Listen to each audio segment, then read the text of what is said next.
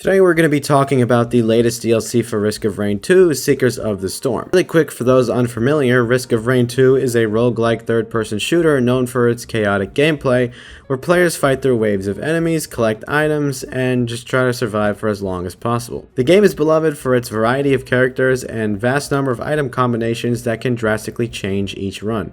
Seekers of the Storm is the first DLC developed by Gearbox after acquiring the Risk of Rain intellectual property in late 2022. Released on August 27, 2024, the long-awaited Seekers of the Storm DLC was supposed to breathe new life into the game. However, what we ended up getting was a rushed final product with a substantial wait since the previous DLC, with a lot of bugs and a lack of content. The DLC, priced at $14.99, adds a few new survivors, stages, monsters, a new endgame boss, a few items, and some mastery skins. I'm gonna go through these specifics individually, dive into why this DLC is so bad. I've made a couple game criticism videos previously on my channel that were kind of unpopular opinions, but I think for this one, the general consensus from the entire fan base is that this DLC just sucks. I've also been a fan of the Risk of Rain franchise for a while. I have 100% of the game, and I don't know, I like the game, and I was really excited for this DLC, and I'm kind of upset with the direction that it ended up taking, but you know what, it makes for a good video, so I'm going to talk about some of the specifics of the update and kind of dive into what makes it so bad. First and foremost, this is not the release of Cyberpunk 2077, however, it sure as hell does feel like it. There are so many bugs, dude. I've watched videos and I've seen online all the bugs that have been complained about, but even I myself have experienced a whole lot of them firsthand, so it's not like these bugs are exactly rare. A significant one that kind of pissed me off was that Mithrix can just randomly become invincible and stop you from shooting in stage 4. I don't really get why this happened, but okay. There are also problems with abilities not functioning correctly, like the Mercenary's dash not regenerating. Another frustrating issue is that enemies just randomly fall through the ground.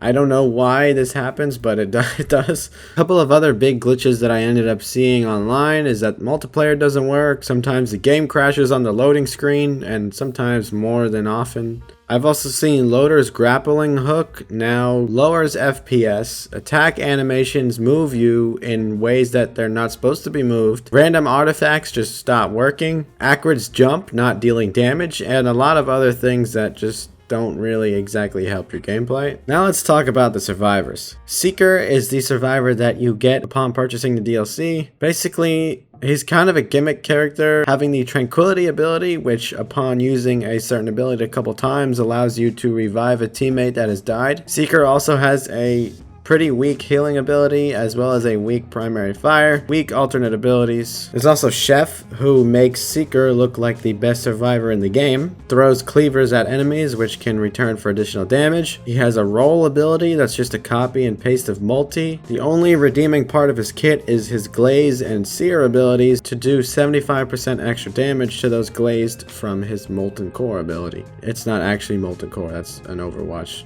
thing, but it's called glaze. Most of these characters are just rather boring, and they don't really feel that strong either. Like, I played a couple games on Loader and Railgunner and Captain, and I basically obliterated first try. And then I hopped on Chef and Seeker, and I was kind of struggling. I was getting weak items and it wasn't helping, but these survivors feel like they are completely useless without strong items. We'll talk about the third survivor, False Sun, a little later in this video. Another significant issue is the new items added into the DLC. Most of them are highly situational or just downright useless, and most of the time I just end up scrapping them or just like not buying them at all if they're in tri-shops. Some of these items include the knockback fin, which has a 7.5% chance to knock enemies into the air upon hitting them. The warped echo, which splits incoming damage, dealing 50% immediately and delaying the other 50% for 3 seconds. There's the chance doll, the best green item in the game that actually increases the chance of getting higher rarity items from the Shrine of Chance. That might sound pretty good on paper, but remember, this is a green item, and other green items include actually useful items. There's the Prayer Beads, which stores experience and provides stat boosts only when the item is removed, so you need to scrap it.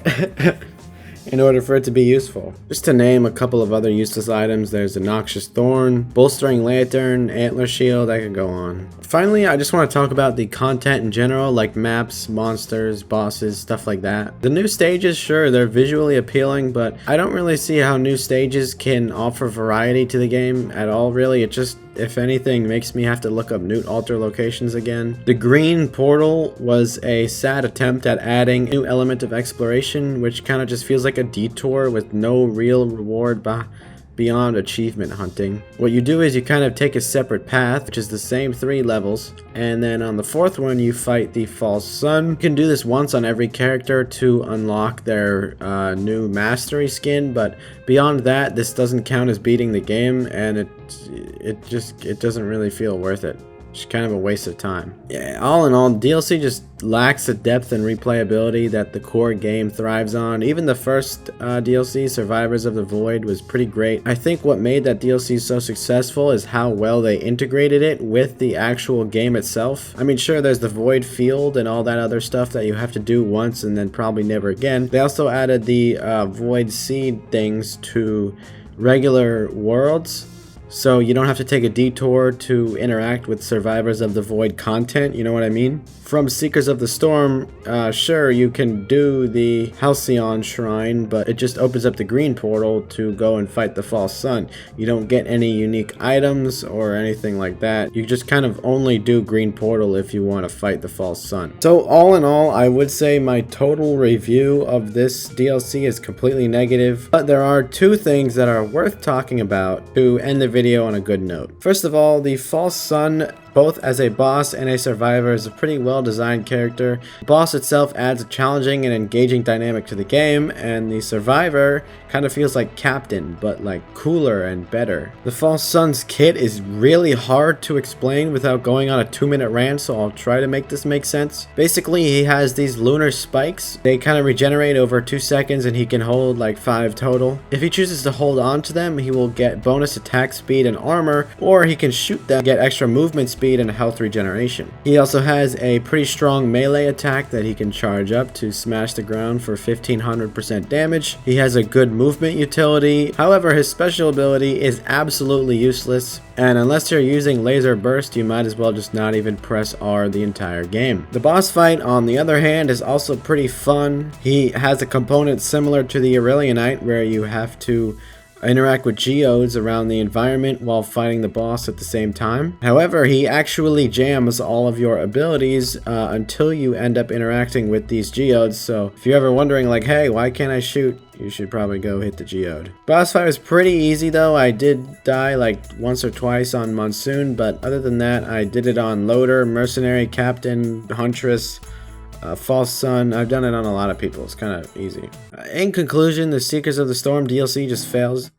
What the hell was that, dude? As I was saying, the DLC just fails to deliver on its promises. I mean, this doesn't stop me from recommending the DLC for purchase, you know. It's still fun if you want to play it. Risk of Rain 2 is a great game, especially if you've never played it before. And if you're getting tired of it, you can always mod it. I mean, they got like Tracer and Goku and a bunch of other funny stuff. But yeah, thanks for watching. I hope you enjoyed, and I'll see you in my next hateful criticism video.